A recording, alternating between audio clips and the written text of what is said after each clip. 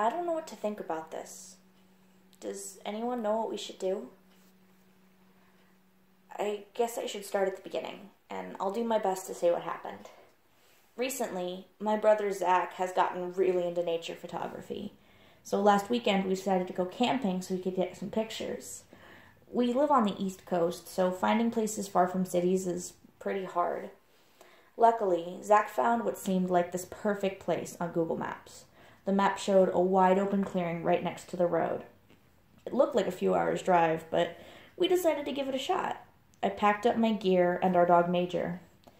My brother loaded the car with his camera equipment, and we set off towards the spot. As we got close, I saw that the paved road ended, and an old "No Trespassing" sign was hanging on a rusty gate. I could see a long dirt road curve out into the woods behind it. We didn't want to trespass, but we'd driven so far. I asked Zach what he thought, and he figured that the road and the land was probably just property of some lumber company. It sounded about right to me. We noticed that the gate blocking the road wasn't even locked, and that sealed the deal. Zach jumped out and opened it for the car. After that, we found the spot without too much trouble, and it's pretty much perfect, at least at first. We unloaded our firewood, and pretty soon we had a really good blaze going in the middle of the clearing.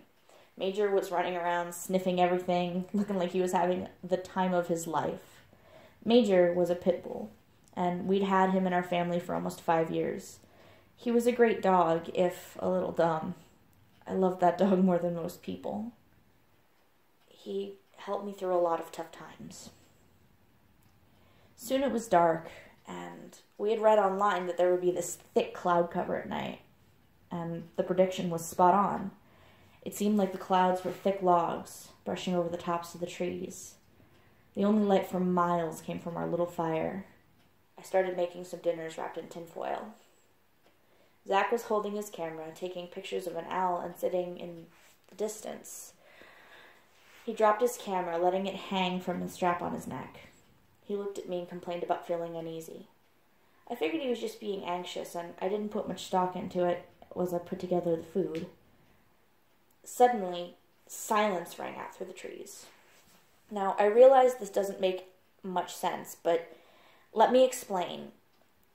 If any of you have ever gone camping in the forest, then you know there's this almost constant sound of crickets, frogs, the occasional owl. It all stopped in a split second. I stood up from my chair and looked into the woods, and a distant clicking sound came echoing into the clearing. Put your thumbnail behind your front tooth and to pull it until it makes a hard click. It came in bursts. 3 clicks, silence. 5 clicks, silence. It sounded wrong somehow, like nails on a chalkboard or a fork screeching across a china plate. I can't explain it, but the click mixed with the silence made the hairs on my neck stand on end. Major jumped up and stared towards the sound, and I could see how tense he was. He started barking like mad. Major has always been an incredibly easygoing dog, but he was freaking out like nothing I'd ever seen before. Before we could do anything, he bolted towards the sound. I jumped up and chased after him at the edge of the clearing, but he was way too fast. He reached the tree line and disappeared into the darkness. I stopped at the edge of the clearing, breathing hard, and Zach was close behind me, his camera bouncing on its strap.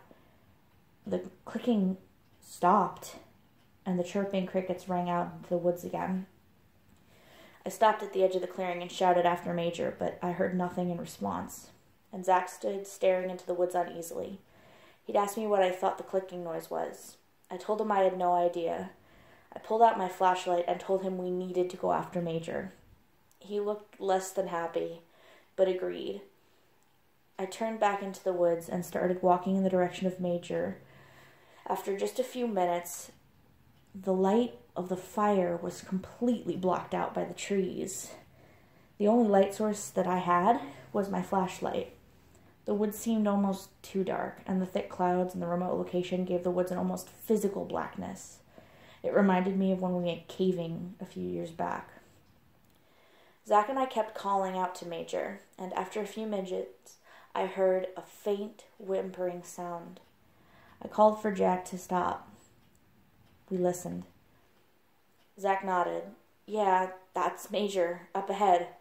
We pushed on. Up in the distance, I saw a clearing in the trees. In the middle of it, I saw a huge concrete building, like decades-old graffiti covered the sides. I looked, and it just seemed completely out of place in the middle of the woods. I pointed my flashlight at the ground. Neither me or my brother could see any of the roads leading up to the building. Zach lifted his camera and took a picture. The flash lit up the clearing like a strike of lightning.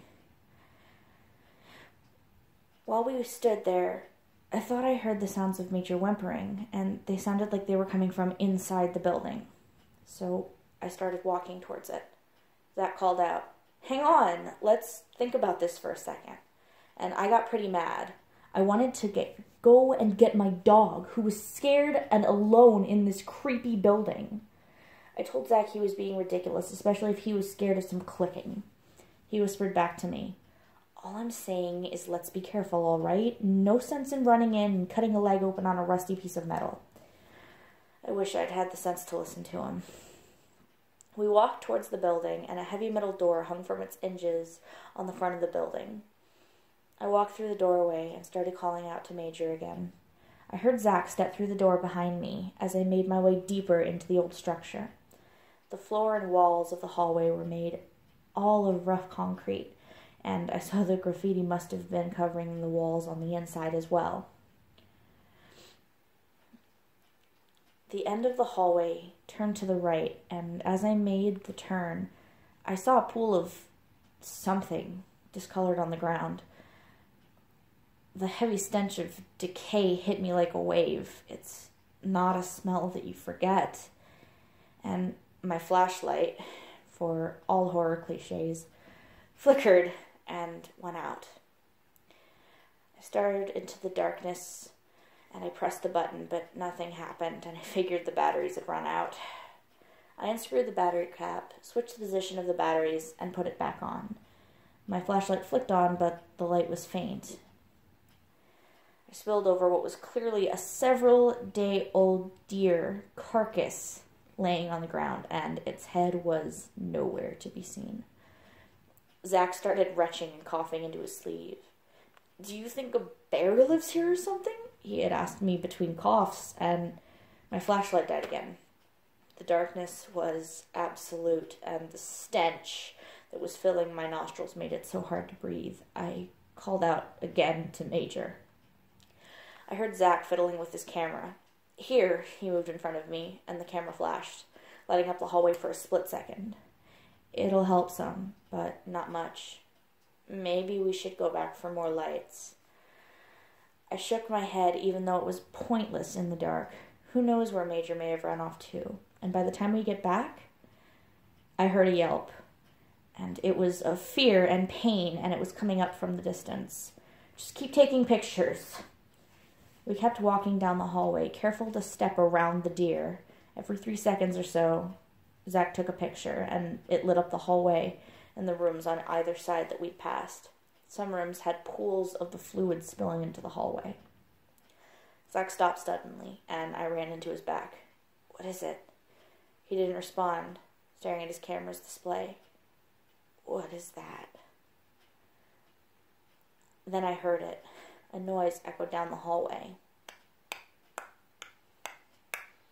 Getting louder, I felt numb as I stared into the blackness, not able to see anything, and Zach took another picture and the light flashed out. I saw it, whatever it was, and it looked like a human, but deathly white, pale, and naked. And it had unnaturally long arms with claws that extended at least a foot from each finger.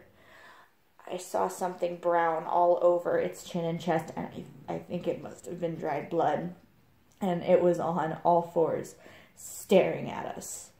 I shouted for Zach to run, and I grabbed his shoulder, and we sprinted back down that hallway that we had come into, and I saw one more flash from Zach's camera just as we had time to step over the deer's body.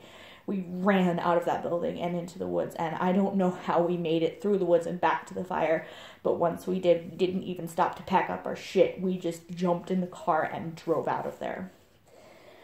all this was yesterday, and I can't stop thinking about Major. We left him there, and whatever that thing was, every time I think about it, my hands shake.